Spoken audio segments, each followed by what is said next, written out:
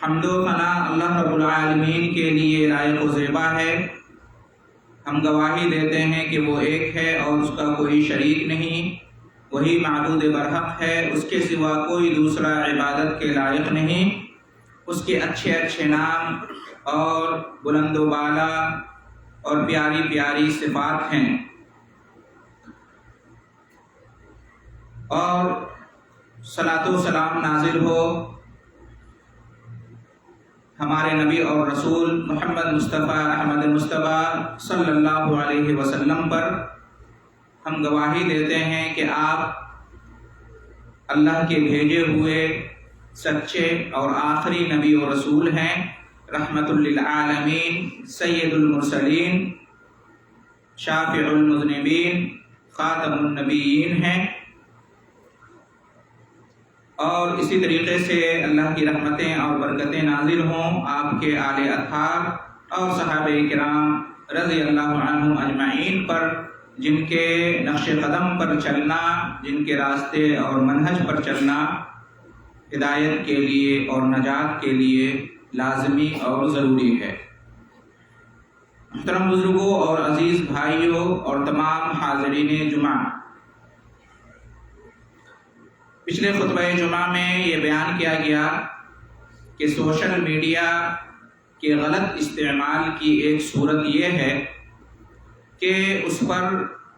جھوٹی باتوں کو نشر کیا جائے، جھوٹی باتوں کو پوسٹ کیا جائے، جھوٹی باتوں کو شیئر کیا جائے، ایک دوسرے کو بھیجا جائے اور پھیلایا جائے۔ اور جھوٹ کا کیا انجام ہوتا ہے اور جھوٹ کی قباحت کیا ہے، اس کا بیان ہوا تھا۔ آج کے خطبے میں ہم یہ جانیں گے کہ سب سے بڑا جھوٹ کیا ہے اور اس کا انجام کیا ہے۔ جھوٹ کی بہت ساری صورتیں اور شکلیں ہیں، بہت ساری قسمیں ہیں، اور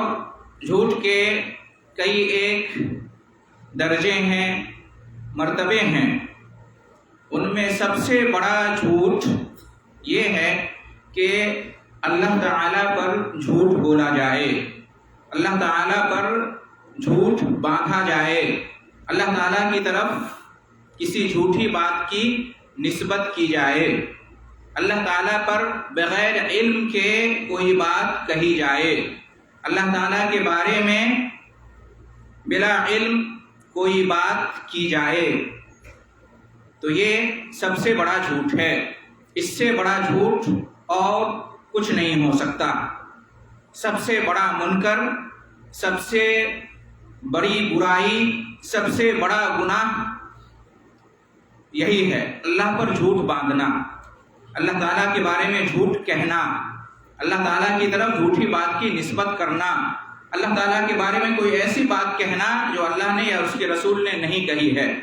اپنی طرف سے بنا کر اللہ تعالیٰ کی طرف کوئی بات منسوب کر دینا، اپنی طرف سے بنا کر اللہ تعالیٰ کے بارے میں کوئی بات نشر کر دینا، سوشل میڈیا پر پھیلا دینا، شیئر کرنا، یہ بھی بہت بڑا گناہ ہے، بہت بڑا جرم ہے، اور اس سے بچنا چاہیے۔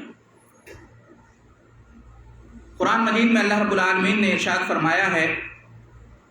فَمَنْ أَظْلَمُ مِمَّنِ افْتَرَىٰ عَلَى اللَّهِ كَذِبًا أَوْ كَذَّبَ بِآيَاتِهِ إِنَّهُ لَا يُفْلِحُ الظَّالِمُونَ، کہ اس سے بڑا ظالم اور کون ہو سکتا ہے جو اللہ پر جھوٹ باندھے یا اللہ کی آیتوں کو جھٹلائے۔ بے شک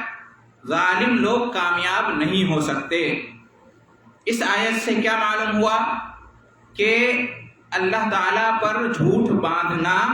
یہ سب سے بڑا جھوٹ ہے اور یہ سب سے بڑا ظلم ہے۔ اس سے بڑا ظالم اور کوئی نہیں ہو سکتا جو اللہ پر جھوٹ باندھے، اللہ کے بارے میں جھوٹی بات کرے۔ اس سے بڑا ظلم اور اس سے بڑا ظالم اور کوئی نہیں ہو سکتا۔ ایسے لوگوں کو اللہ تعالیٰ نے ظالم کہا ہے، اللہ پر جھوٹ باندھنے والے، اللہ پر افترا پردازی کرنے والے،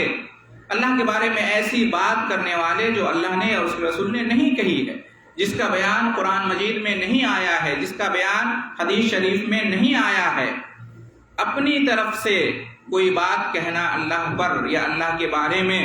یا کسی نے کوئی بات کہہ دی جو قرآن و حدیث کے مطابق نہیں ہے، اس بات کو آگے پھیلانا یہ بہت بڑا گناہ ہے، بہت بڑا جرم ہے۔ اس سے زیادہ سنگین اور خطرناک جھوٹ اور ظلم کچھ بھی نہیں ہے۔ دوسری آیت میں اللہ رب العالمین نے ارشاد فرمایا فَمَنْ أَظْلَمُ مِمَّنِ افْتَرَىٰ عَلَى اللَّهِ كَذِبًا أَوْ كَذَّبَ بِآيَاتِهِ إِنَّهُ لَا يُفْلِحُ الْمُجْرِمُونَ۔ اس سے بڑا ظالم اور کون ہو سکتا ہے جو اللہ پر جھوٹ باندھے یا اللہ کی آیتوں کو جھٹلائے؟ بے شک مجرم لوگ کامیاب نہیں ہو سکتے۔ اس آیت میں بھی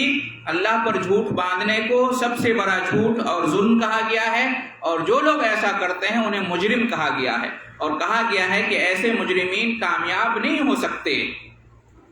آخرت میں خاص طور سے ایسے مجرمین، ایسے ظالموں کے لیے کامیابی نہیں ہے، خسارہ ہی خسارہ، نقصان ہی نقصان ہے، جو اس دنیا میں اللہ تعالیٰ پر جھوٹ باندھتے ہیں، اللہ تعالیٰ کے بارے میں جھوٹ کہتے ہیں اور اللہ تعالیٰ کے بارے میں جھوٹ کو پھیلاتے ہیں۔ یہ سب سے بڑے ظالم ہیں، سب سے بڑے مجرم ہیں، اور ان کے لیے کامیابی نہیں ہے۔ تیسری آیت میں اللہ رب العالمین نے ارشاد فرمایا وَمَنْ أَظْلَمُ مِمَّنِ افْتَرَىٰ عَلَى اللَّهِ كَذِبًا أَوْ كَذَّبَ بِالْحَقِّ لَمَّا جَاءَهُ أَلَيْسَ فِي جَهَنَّمَ مَثْوًى لِلْكَافِرِينَ۔ اور اس سے بڑا ظالم اور کون ہو سکتا ہے جو اللہ تعالیٰ پر افترا پردازی کرتا ہے، جھوٹ کہتا ہے، یا جو حق ہے، دین حق ہے، حق بات ہے، اس کو جھٹلاتا ہے، جو اللہ اور اس کے رسول کی بات ہے اس کو جھٹلاتا ہے۔ جب اس کے پاس اس طرح کی بات آتی ہے، حق بات، تو اسے نہیں مانتا ہے۔ الیس فی جہنم مثوی للکافرین، کیا جہنم میں ایسے کافروں کا ٹھکانہ نہیں ہے؟ اس آیت سے کیا معلوم ہوا کہ اللہ تعالیٰ کے بارے میں جھوٹ کہنا، یا جو دین حق اللہ نے نازل کیا ہے، یا جو بات اللہ نے یا اس کے رسول نے کہی ہے اس کو جھٹلانا، یہ دونوں کام کیا ہے؟ یہ دونوں کام بہت بڑا گناہ ہے۔ اتنا بڑا گناہ ہے کہ اس سے انسان کافر ہو جاتا ہے، اور ایسے ہی کافروں کے بارے میں اللہ نے یہاں پر کہا کہ ان کا ٹھکانہ جہنم میں ہوگا۔ معلوم یہ ہوا کہ اللہ تعالیٰ کے بارے میں جھوٹی بات کہنی اتنا بڑا گناہ ہے کہ اس سے انسان کافر ہو جاتا ہے۔ لہذا اللہ تعالیٰ کے بارے میں جھوٹ نہیں کہنا چاہیے۔ کسی کے بارے میں بھی جھوٹ کہنا گناہ ہے اور بڑے عیب کی بات ہے، لیکن اللہ کے بارے میں جھوٹ ہو تو یہ سب سے بڑا گناہ ہو جاتا ہے، اس سے بڑا گناہ کچھ بھی نہیں ہے۔ چوتھی آیت میں اللہ رب العالمین نے ارشاد فرمایا وَيَوْمَ الْقِيَامَةِ تَرَى الَّذِينَ كَذَبُوا عَلَى اللَّهِ وُجُوهَهُمْ مُسْوَدَّةٌ أَلَيْسَ فِي جَهَنَّمَ مَثْوًى لِلْمُتَكَبِّرِينَ، کہ آپ قیامت کے دن ان لوگوں کو دیکھیں گے جنہوں نے اللہ تعالیٰ کے بارے میں دنیا میں جھوٹ بولا تھا۔ آپ ان کو دیکھیں گے کہ ان کے چہرے سیاہ ہیں، ان کے چہرے کالے ہیں، وہ ذلیل اور رسوا ہیں۔ کیا جہنم میں متکبرین کا ٹھکانہ نہیں ہے؟ اس آیت سے کیا معلوم ہوا کہ جو لوگ اللہ تعالیٰ کے بارے میں جھوٹ کہتے ہیں، جھوٹ کو پھیلاتے ہیں، وہ متکبر ہیں، وہ مغرور ہیں، وہ گھمنڈی ہیں، وہ حق کا انکار کرنے والے ہیں۔ متکبر اس کو کہتے ہیں جو حق کا انکار کرتا ہے اور دوسروں کو اپنے سے کمتر سمجھتا ہے، ایسے لوگوں کو متکبر کہا جاتا ہے۔ تو اللہ تعالیٰ کے بارے میں جھوٹ کہنا یہ تکبر ہے۔ جو اللہ تعالیٰ کے بارے میں جھوٹ کہتے ہیں وہ متکبر ہیں، اور ایسے متکبر لوگوں کا ٹھکانہ جہنم ہے۔ ان چاروں آیتوں سے معلوم ہوا کہ اللہ تعالیٰ کے بارے میں جھوٹ قطعاً نہیں کہنا چاہیے۔ کوئی بھی بات ہم تک پہنچے اللہ کے بارے میں، اللہ کے دین کے بارے میں، اللہ کی شریعت کے بارے میں، اللہ کے رسول کے بارے میں، اللہ کی کتاب کے بارے میں، آخرت کے بارے میں، جنت جہنم کے بارے میں، کوئی بھی بات جو دین سے متعلق ہو، شریعت سے متعلق ہو، ہم تک پہنچیں تو اس کو پھیلانے سے پہلے، اس کو نشر کرنے سے پہلے، شیئر کرنے سے پہلے دیکھ لینا چاہیے، چیک کر لینا چاہیے، پوچھ لینا چاہیے اگر علم نہیں ہے کہ کیا واقعی یہ دین کی بات ہے، یہ شریعت کی بات ہے، کیا واقعی اس کا بیان قرآن میں آیا ہے، حدیث میں آیا ہے، صحابہ کرام سے ثابت ہے۔ لیکن افسوس ایسا نہیں ہوتا ہے۔ کوئی بھی بات ہم تک پہنچتی ہے بلا تحقیق ہم اسے آگے پھیلا دیتے ہیں۔ تو جھوٹ کو آگے پھیلانا یہ بھی جھوٹ بولنا ہے۔ جھوٹ بنانے والا، جھوٹ بولنے والا اور اس جھوٹ کو آگے نشر کرنے والا دونوں برابر ہے گناہ میں، دونوں برابر کا شریک ہے گناہ کے اندر، جھوٹ کے اندر۔ لہٰذا اس سے بچنا چاہیے۔ محترم حضرات، اللہ تعالیٰ کے بارے میں جھوٹ کہنا، اللہ پر جھوٹ باندھنا، یعنی اللہ تعالیٰ کے بارے میں بلا علم کوئی بات کہنا، ایسی بات کہنا جو قرآن و حدیث سے ثابت نہیں ہے، یہ سب سے بڑا حرام ہے، یہ سب سے بڑا گناہ ہے، اور یہ سب سے بڑی ناجائز بات ہے، اور یہ ہلاک کر دینے والی بات ہے، اور اس کی حرمت سب سے زیادہ سخت اور خطرناک ہے، یہ سب سے بڑا جرم ہے، جیسا کہ ان آیتوں سے ہمیں معلوم ہوا۔ اس کی وجہ کیا ہے؟ اللہ تعالیٰ پر جھوٹ باندھنا، اللہ کے بارے میں جھوٹ کہنا، یہ سب سے بڑا گناہ کیوں ہے؟ اس کی وجہ کیا ہے؟ تو کہتے ہیں اس کی وجہ یہ ہے کہ اللہ تعالیٰ کے بارے میں جو جھوٹ کہا جاتا ہے، جھوٹ بولا جاتا ہے، اللہ پر جو جھوٹ باندھا جاتا ہے، اس میں کفر بھی ہو سکتا ہے، اس میں شرک بھی ہو سکتا ہے، اس میں بدعتیں بھی ہو سکتی ہیں، اس میں گمراہیاں بھی ہو سکتی ہیں، اس میں فساد کی باتیں بھی ہو سکتی ہیں۔ اس لیے اللہ تعالیٰ پر جھوٹ باندھنا سب سے بڑا گناہ قرار پایا ہے۔ بلکہ جب اللہ رب العالمین نے گناہوں کا تذکرہ کیا، بڑے بڑے گناہوں کا تذکرہ کیا، تو سب سے آخر میں اللہ رب العالمین نے اس کا ذکر کیا ہے، اللہ تعالیٰ کے بارے میں بلا علم کوئی بات کہنا۔ اللہ تعالیٰ نے ارشاد فرمایا، قل انما حرم ربی الفواحش ما ظہر منها وما بطن والإثم والبغي بغير الحق وأن تشركوا بالله ما لم ينزل به سلطانا وأن تقولوا على الله ما لا تعلمون۔ اے نبی صلی اللہ علیہ وسلم، آپ لوگوں سے کہہ دیجئے کہ میرے رب نے حرام قرار دیا ہے فحش چیزوں کو، جیسے کہ زناکاری ہے، لواطت ہے، ان چیزوں کو، برائیوں کو، بے حیائی کی باتوں کو حرام قرار دیا ہے، جو ظاہر ہوں وہ بھی، جو باطن ہوں، جو کھلی ہوئی گمراہیاں ہیں، برائیاں ہیں، وہ بھی حرام ہیں، اور جو چھپ کر لوگ کرتے ہیں، چھپی برائیاں ہیں، وہ بھی حرام ہیں۔ یہ پہلے نمبر پر ذکر کیا۔ دوسرے نمبر پر والإثم والبغي بغیر الحق، اور گناہ کرنا اور ناحق کسی پر ظلم کرنا، ناحق کسی کا حق مار لینا، کسی پر ظلم کرنا، یہ بھی اللہ تعالیٰ نے حرام قرار دیا ہے۔ چوتھے نمبر پر فرمایا وَأَن تُشْرِكُوا بِاللَّهِ مَا لَمْ يُنَزِّلْ بِهِ سُلْطَانًا، اور یہ کہ تم اللہ تعالیٰ کے ساتھ شرک کرو جس کی اللہ تعالیٰ نے کوئی دلیل نہیں اتاری ہے۔ اور آخر میں فرمایا وَأَن تَقُولُوا عَلَى اللَّهِ مَا لَا تَعْلَمُونَ، اور اللہ نے یہ بھی حرام قرار دیا ہے کہ تم اللہ تعالیٰ کے بارے میں ایسی بات کہو جو بے بنیاد ہے، جس کے بارے میں کوئی تذکرہ قرآن و حدیث میں نہیں آیا ہے۔ بلا علم اللہ کے بارے میں کوئی بات کہو۔ اہل علم نے کہا ہے کہ اس آیت کے اندر پہلے نمبر پہ جو گناہ ذکر کیا گیا ہے وہ ان تمام گناہوں میں کمتر ہے، اس کے بعد جو گناہ ذکر کیا گیا ہے وہ اس سے بڑا ہے، اس کے بعد جو گناہ ہے وہ اس سے بڑا ہے، اور سب سے آخر میں جو گناہ ذکر کیا گیا وہ سب سے بڑا ہے۔ سب سے آخر میں جو جس گناہ کا تذکرہ یہاں پر ہے وہ اللہ کے بارے میں جھوٹ کہنا، اور اس سے پہلے اللہ تعالیٰ کے ساتھ شرک کرنا۔ بعض اہل علم نے کہا کہ اللہ کے ساتھ شرک کرنے سے بھی بڑا گناہ ہے اللہ تعالیٰ پر جھوٹ باندھنا، اس لیے کہ شرک کے بعد اللہ تعالیٰ نے اس کا ذکر کیا ہے سب سے آخر میں۔ تو اس سے جھوٹ کی سنگینیت کا، اور خاص طور سے اللہ تعالیٰ کے بارے میں جھوٹ کہنے کا کتنا بڑا گناہ ہے، اس کا اندازہ آپ لگا سکتے ہیں۔ محترم حضرات، اللہ تعالیٰ پر جھوٹ باندھنا یا اللہ تعالیٰ کے بارے میں جھوٹ کہنا، اس کی دو قسم ہیں۔ ایک تو یہ ہے کہ کوئی کہے کہ اللہ تعالیٰ نے یہ فرمایا ہے، اللہ تعالیٰ نے یہ کہا ہے، اللہ تعالیٰ نے یہ بیان کیا ہے، حالانکہ وہ جھوٹ بول رہا ہے، اللہ تعالیٰ نے ایسا کچھ بھی نہیں کہا ہے، پورے قرآن میں ایسی کوئی بات نہیں ہے، یا نبی کریم صلی اللہ علیہ وسلم نے حدیث میں اللہ کے بارے میں اس طرح کی کوئی بات نہیں کہی ہے۔ وہ جھوٹ بولتا ہے، اپنی طرف سے بنا بنا کے کہتا ہے کہ اللہ نے یہ فرمایا، اللہ کی یہ پسند ہے، اللہ یہ چاہتا ہے، اللہ نے یہ بیان کیا ہے۔ تو اگر وہ جھوٹ کہہ رہا ہے تو یہ اللہ تعالیٰ پر جھوٹ باندھنا ہوا۔ اسی طریقے سے دوسری قسم یہ ہے کہ اللہ تعالیٰ کا جو کلام ہے، اللہ تعالیٰ کی جو کتاب ہے قرآن مجید، اس کی جو آیتیں ہیں اس کا معنی اور مطلب غلط طریقے سے نکالنا، اس کا وہ معنی اور مطلب لینا، وہ مراد نکالنا جو اللہ نے مراد نہیں لیا ہے، اللہ کے رسول نے مراد نہیں لیا ہے، صحابہ کرام نے مراد نہیں لیا ہے۔ ایک لفظ کے کئی معنی ہوتے ہیں، ایک آیت سے کئی معانی ظاہر ہوتے ہیں، لیکن وہ معنی، وہ مطلب نکالنا جو اللہ کا مطلب نہیں تھا، رسول کا مطلب نہیں تھا، صحابہ کرام کا مطلب نہیں تھا، اپنی طرف سے، اپنے ذوق کے مطابق، اپنی طبیعت کے مطابق، اپنی پسند کے مطابق جان بوجھ کر جھوٹا معنی مراد لینا، جان بوجھ کر، یہ کیا ہے؟ یہ بھی اللہ تعالیٰ پر جھوٹ باندھنا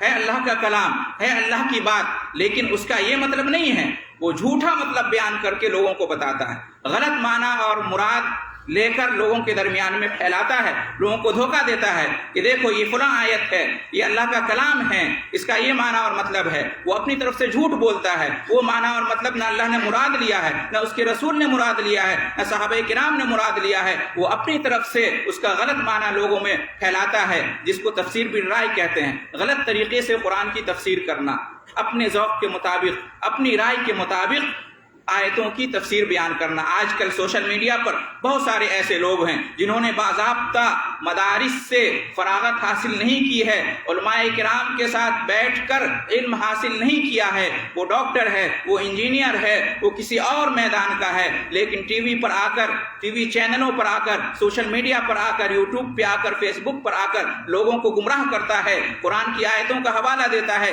حدیثوں کا حوالہ دیتا ہے، لیکن وہ غلط معنی اور مراد بیان کرتا ہے لوگوں کے سامنے، اور اس طرح سے لوگوں کو گمراہ کرتا ہے۔ تو یہ بھی اللہ تعالیٰ کے اوپر جھوٹ باندھنا ہے، یا اللہ کے بارے میں یہ کہنا کہ اللہ نے یہ فرمایا حالانکہ اللہ نے نہیں فرمایا، یہ بھی جھوٹ ہے اللہ پر، یا اللہ نے کچھ فرمایا ہے تو اس کا غلط مطلب لوگوں کے درمیان بیان کرنا، یہ بھی اللہ پر جھوٹ باندھنا ہے، جیسا کہ اہل علم نے کہا ہے۔ لہذا اگر کوئی شخص جان بوجھ کر کسی آیت کی تفسیر غلط طریقے سے کرتا ہے، اپنی رائے کے مطابق، اپنی خواہشات نفس کو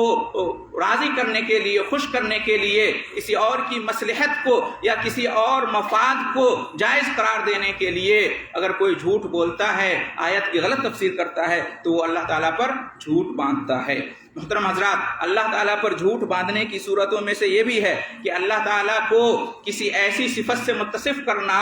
اللہ تعالیٰ کے بارے میں کوئی ایسی صفت بیان کرنا جو اللہ نے بیان نہیں کی ہے یا اس کے رسول صلی اللہ علیہ وسلم نے بیان نہیں کی ہے۔ ہم سب جانتے ہیں کہ اللہ کے بہت سارے نام ہیں، اللہ کی بہت ساری صفتیں ہیں، قرآن و حدیث میں بیان ہوا ہے، تو انہی صفاتوں پر ہمیں ایمان رکھنا ہے، انہی ناموں پر ہمیں ایمان رکھنا۔ اپنی طرف سے اللہ کا کوئی نام بیان کرنا، اپنی طرف سے اللہ کی کوئی صفت بیان کرنا جو قرآن و حدیث میں وارد نہیں ہے، یہ بھی اللہ پر جھوٹ باندھنا ہے۔ اسی طریقے سے اللہ پر جھوٹ باندھنے کی صورتوں میں سے یہ بھی ہے کہ اللہ تعالیٰ نے جس کو حلال قرار دیا ہے اس کو حرام کہنا، یا اللہ تعالیٰ نے جسے حرام قرار دیا اس کو حلال کہنا، اور یہ کہنا کہ اسلام میں یہ حلال ہے، اسلام میں یہ حرام ہے، حالانکہ اللہ نے اس کو حلال و حرام نہیں کہا ہے۔ تو اپنی طرف سے کسی چیز کو حلال و حرام کہنا،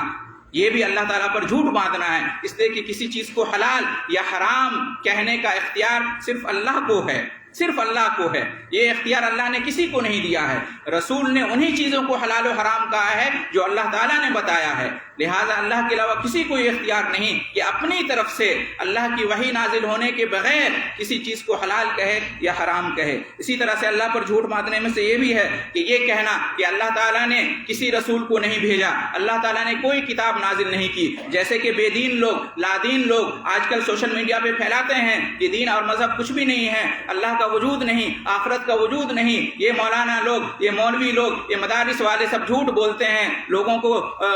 گمراہ کرتے ہیں۔ تو اس طرح کی بات کہنا، جنت جہنم کے بارے میں، آخرت کے بارے میں، قرآن کے بارے میں، اللہ رسول کے بارے میں، یہ سب بھی اللہ پر جھوٹ باندھنا ہے۔ اسی طریقے سے یہ کہنا کہ قیامت قائم نہیں ہوگی، آخرت قائم نہیں ہوگی، اور قبر میں عذاب نعمت کچھ بھی نہیں ہے، یہ سب بکواس ہے، فضول کی باتیں ہیں۔ اور یہ کہنا کہ کوئی حساب کتاب نہیں ہوگا، جنت جہنم کا وجود نہیں ہے، یہ سب اللہ تعالیٰ پہ جھوٹ باندھنا ہے۔ اسی طریقے سے یہ کہنا کہ اللہ تعالیٰ نے کسی کو اپنا شریک بنا لیا ہے، یا اللہ کا کوئی شریک ہے دنیا کو پیدا کرنے میں، دنیا کو چلانے میں، رزق دینے میں، دنیا کی تدبیر کرنے میں، نفع اور نقصان کا مالک اللہ کے علاوہ کوئی اور ہے، اللہ کے علاوہ کوئی اور مشکل کشا ہے، حاجت روا ہے، اللہ کے علاوہ کوئی اور عبادت کے لائق ہے، اللہ کے علاوہ کسی اور کو پکارنا، کسی اور پر بھروسہ کرنا مشکل کشائی حاجت روائی کے لیے، یہ سب اللہ تعالیٰ پہ جھوٹ باندھنا ہے۔ اللہ تعالیٰ نے اس طرح کے اختیارات کسی کو نہیں دیے ہیں، نہ کسی نبی اور ولی کو، نہ کسی فرشتے کو، نہ کسی بزرگ کو، کسی کو نہیں۔ اسی طریقے سے محترم حضرات، آخر میں یہ کہ اللہ تعالیٰ پر جھوٹ باندھنا یہ بھی ہے کہ کوئی نبوت کا دعویٰ کرے اپنے لیے یا کسی اور کے لیے، حالانکہ اللہ نے اسے نبی نہیں بنایا ہے، رسول نہیں بنایا ہے، اللہ نے اس پر وحی نازل نہیں کی ہے، پھر بھی جھوٹا دعویٰ کرے کہ مجھ پر وحی نازل ہوتی ہے یا فلاں پر وحی نازل ہوتی ہے، میں نبی ہوں یا فلاں نبی ہے، حالانکہ اللہ نے وحی اس پر نہیں اتاری یا اللہ کی طرف سے وہ نبی اور رسول بنا کر نہیں بھیجا گیا ہے، یہ بھی اللہ تعالیٰ کے بارے میں جھوٹ باندھنا ہے۔ تو محترم حضرات، خلاصہ کلام یہ ہوا کہ اس طرح کی باتیں سوشل میڈیا پر بہت گردش کرتی رہتی ہیں، اور عام لوگ جن کو کچھ بھی پتہ نہیں ہے دین کا علم نہیں ہے، ان باتوں کو صحیح سمجھ کر لوگوں کے درمیان نشر کرتے ہیں، پھیلاتے ہیں، تو انہیں احتیاط کرنا چاہیے، اللہ سے ڈرنا چاہیے، اللہ کا خوف کرنا چاہیے۔ بغیر تحقیق کے ان چیزوں کو نشر کرنا، پھیلانا بہت بڑا گناہ ہے، اور جھوٹ جو سب سے بڑا گناہ ہے، اللہ پہ جھوٹ باندھنا، اس میں برابر کا شریک ہونا ہے، اس لیے اس عمل سے بچنا چاہیے۔ قیامت کے دن اللہ تعالیٰ کو اس کا حساب کتاب دینا ہوگا۔ دعا ہے اللہ رب العالمین سے کہ ہم تمام ایمان والوں کو، تمام مسلمانوں کو ہر قسم کے جھوٹ سے بچائے، اور خاص طور سے اللہ پر جھوٹ باندھنا، دین کے بارے میں جھوٹ کہنا، اس سنگین عمل سے اللہ رب العالمین بچنے کی ہم سب کو توفیق عطا فرمائے۔ اللہ تعالی ہمیں سچا بنائے، سچ بولنے والا، سچ کہنے والا، سچ لکھنے والا بنائے، سچوں میں سے بنائے، سچائی کی گواہی دینے والوں میں سے بنائے، اور اس کی برکت سے دنیا اور آخرت میں اللہ رب العالمین ہم سب کو سعادت بخشے، آمین۔ وآخر دعوانا ان الحمدللہ رب العالمین۔